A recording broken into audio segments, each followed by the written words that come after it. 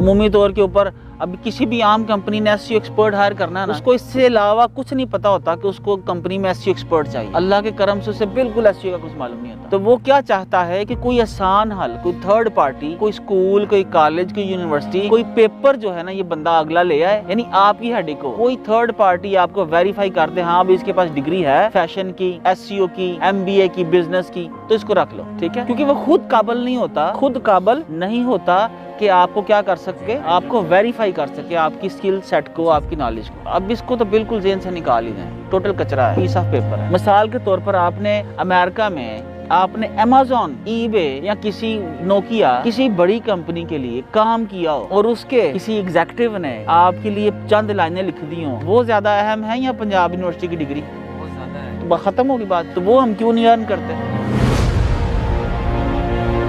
मैंने आपको पहले भी बताया कि मैं एक कंपनी में विजुअल मर्चेंटाइजर से मैंने अभी रिटायरमेंट ली है और मेरा 16 इयर्स का एक्सपीरियंस है। मैंने सोचा कि मैं 3-4 बड़े ब्रांड्स में अप्लाई भी करता हूं, तो मैंने सीवीज़ वगैरह ड्रॉप की और इवन कि मेरा जूम पर इंटरव्यू भी हुआ। तो इंटरव्यू होने के बाद मुझे बाद में जब फाइनल कॉल आई HR से, तो उसने मुझे बड़े बरादराना तरीके से बताया कि यार अयाज भाई, आपका एक्सपीरियंस मतलब थोड़ा नहीं है, टू मच हाई है, तो हमें आपके एक्सपीरियंस के साथ आपके पास जो डिग्री नहीं है ना, उसकी हमें सख्त ज़रूरत है, उस पेपरों की। मैंने कहा आप उस डिग्री का क्या करेंगे, आपको तो मेरे एक्सपीरियंस से गर्ज है, अगर मैं काम सही ना करूं तो आप मुझ पे बात करें। उन्होंने कहा नहीं जी, हमारी कंपनी का कोई इंटरनल ऑडिट होता है कि अगर इस जो हमारी यहाँ तक की जो पोस्ट है, अगर इसमें कोई मिनिमम BA या फैशन की डिग्री उसके पास ना हो तो वो इन हैंड भी निकाल सकते हैं। मैं बहुत डिसअपॉइंट हुआ। मैंने उससे ये भी पूछा, मैंने कहा मुझे एक बात बताएं कि ये जो हम लेडीज़ के सूट लगाते हैं,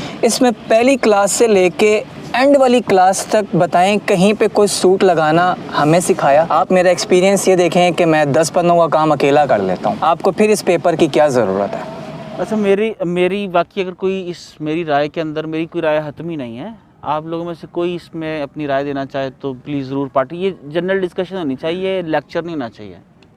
देखिए मेरी राय के मुताबिक ना 2 वजूहात हो सकती है। एक, जो इंटरव्यूअर है, जो इंटरव्यू ले रहा है आपका, वो जाहल आदमी है, क्लियरली जाहल आदमी है। उस जाहल को मालूम ही नहीं, अगर वो आपसे एक्सपीरियंस के ऊपर, स्किल सेट के ऊपर आपसे बात करेगा ना, तो वो आपसे विन नहीं कर सकता, क्योंकि आप फील्ड एक्सपीरियंस रखते हो, नॉलेज रखते हो, इंडस्ट्री नॉलेज रखते हो। तो वो जाहिल आदमी है और उस जाहिल को मतलब अगर वो डिग्री के अलावा आपसे पूछे तो क्या पूछे, आपको तो सब मालूम है इंडस्ट्री का, अच्छी तरह से आंसर किया ना। आपको लगता था कि उसके सवाल जो है मैच्योर, कभी आपने इस एंगल से सोचा? देखिए मेरे ख्याल में पहली बात तो यह है कि देखिए क्वेश्चन करने के लिए भी आपको नॉलेज की जरूरत है कि यार आपने किसी बंदे से किसी इंडस्ट्री के बारे में क्वेश्चन करना है, तो क्या वो बंदा इस काबिल है? अमूमी तौर के ऊपर अब किसी भी आम कंपनी ने एसईओ एक्सपर्ट हायर करना है ना, उसको इससे अलावा कुछ नहीं पता होता कि उसको कंपनी में एसईओ एक्सपर्ट चाहिए।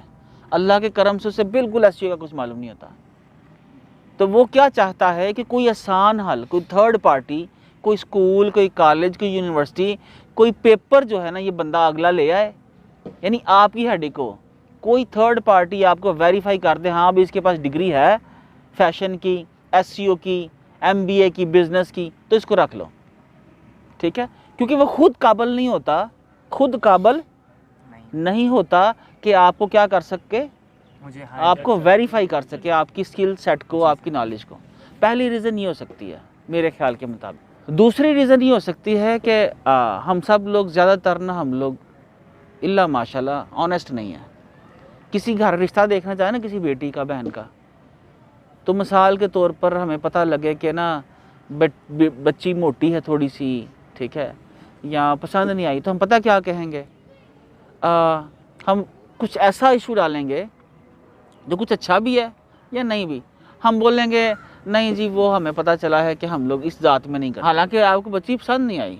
तो ये अच्छा भी है किसी की आप दिलजारी नहीं करते, कोई आप ऐसी रीज़न बना लेते हो, तो उसने आपकी उतनी दिलजारी नहीं की, मिसाल के तौर पर हो सकता है उसकी कंपनी का बजट ही, लेकिन अगर मैं सारे पैरामीटर्स मान लूँ कि वो एक्सपर्ट भी था। मिसाल के तौर पर आपने इंस्पेक्टर भर्ती होना है, आपको CSS पास करना पड़ेगा, तो ज़रूरत क्या की पड़ी है आपको? अमेरिका में आपने अपनी क्लोथिंग की कंपनी डालनी है, आपको डिग्री चाहिए, कोई स्किल चाहिए और विल चाहिए बस, और लगन चाहिए, मुसलसल लगन करते रहे, बिल्ड करें। तो देखो डिग्री जो है ना, अब इसको तो बिल्कुल जेन से निकाल ही दें, टोटल कचरा है, पीस ऑफ पेपर है। थर्ड पार्टी वैलिडेशन, इसको हमें क्यों ज़रूरत पेश आती थी? थर्ड पार्टी वैलिडेशन, देखें किसी भी कंपनी में आप जॉब लेने जाते हो, जो जॉब एग्जीक्यूटिव है उसके पास इतना टाइम नहीं है कि वो आपकी स्किल सेट को, आपके एक्सपीरियंस को आपको क्या करे, वेरीफाई करे कि आपको काम आता है या नहीं आता। तो वो क्या करते थे, हाँ भाई आप डिग्री ले आओ, इस स्किल सेट की ये सर्टिफिकेट ले आओ, यानी थर्ड पार्टी वेरिफिकेशन हो जाती थी। आज के अंदर, आज के दौर में ना, आज के फाइवर के दौर में, कैनवा के दौर में, अमेज़ॉन के दौर में, ईबे के दौर के अंदर, ई कॉमर्स के दौर के अंदर, डिजिटल एज के दौर के अंदर थर्ड पार्टी वेरिफिकेशन पता क्या है? कि आपका जो कस्टमर है, जो आपको लिंक्डइन के ऊपर रिव्यू देता है, जो अमेज़ॉन पे रिव्यू करता है आपको, जो फाइवर पे रिव्यू देता है, ये आपकी थर्ड पार्टी वैलिडेशन है। मिसाल के तौर पर आपने अमेरिका में आपने अमेज़ॉन, ईबे या किसी नोकिया, किसी बड़ी कंपनी के लिए काम किया हो और उसके किसी एग्जेक्टिव ने आपके लिए चंद लाइनें लिख दी हों, वो ज़्यादा अहम है या पंजाब यूनिवर्सिटी की डिग्री? वो ज़्यादा है। तो ख़त्म होगी बात फिर। तो वो हम क्यों नहीं अर्न करते? इतनी सी कहानी है भाईजान। और दूसरी बात यह है कि आप पाकिस्तान छोड़ दो, पाकिस्तान में रहना छोड़ दो, पाकिस्तान सोचना छोड़ दो, यहाँ से बाहर निकल जाओ। पूरी दुनिया आपका गांव है। वो इकबाल फरमाते हैं ना, मुस्लिम है हम वतन है क्या सारा जहां हमारा। एक जगह फरमाते हैं ना, मौज दजला तू भी पहचानती है हमको, थमता न था किसी से सैले रवा हमारा। तो यार आप तो, हम मुसलमान को तो रुकने वाला होना ही नहीं चाहिए। टू कॉम्पिटेंट, टू क्वालिफाइड, ठीक है जी, for a position. So you might be a too competent and too qualified for a position के इंटरव्यू करने में उसको आपसे डर लग गया हो कि भाई ये बंदा आ गया ना तो मेरी तो छुट्टी हो जाएगी कंपनी में। हर बंदा अपनी कुर्सी पे। हाँ ठीक है जी, thank you so much ji.